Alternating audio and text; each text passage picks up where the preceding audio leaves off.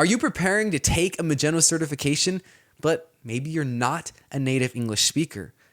You see, Magento tests have an average of 1.5 minutes, 90 seconds per question. You know, if it's a long question, that might normally seem like plenty of time to read and answer a question. But if you don't natively speak English, 1.5 minutes can go by in a very quick hurry.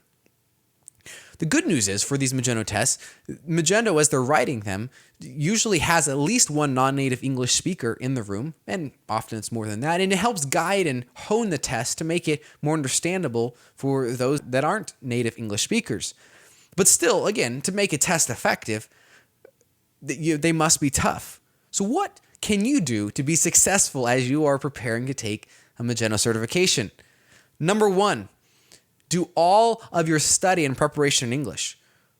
Write answers down. Don't do it in your head, but write answers down. Prepare every bit of study material that you use. Make sure it's all in English. That's number one. Number two, and I think this is probably the most important one, take time to do practice tests. And also make them timed. Put some pressure on. And I think that's part of the problem, is that often we don't test ourselves under pressure. We just, coast along and life is good. But put some pressure on. Whether they're specific to Magento and taking Magento practice tests, which is extremely helpful, or the other thing to consider is do a Google search for English reading comprehension test. And I've found multiple places that have tests. Time yourself on those as well. Read through the questions. Work to hone that ability to quickly understand the meat of this subject, whatever you're being tested on. And that will help you pass the certification. Number three, don't be too hard on yourself. These are difficult tests.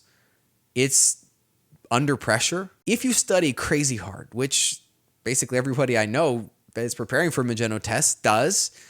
But if you're studying crazy hard, don't be too hard on yourself. Now that you have taken, and hopefully not, but if you did fail, you now have a better idea of what you're going against this next time. Do some more preparation. Make sure you brush up on those questions that you really aren't quite sure about. Do research. Look in the Magento Dev Docs. Look at the Magento user guide. Understand what was it that they were trying to ask you, and then make sure you understand the right answer. But you're not going to get those same questions probably on the next test. But again, it's about honing your understanding, your capability, not only of, the Magento system itself, but of the English language as well, which has many side benefits as well.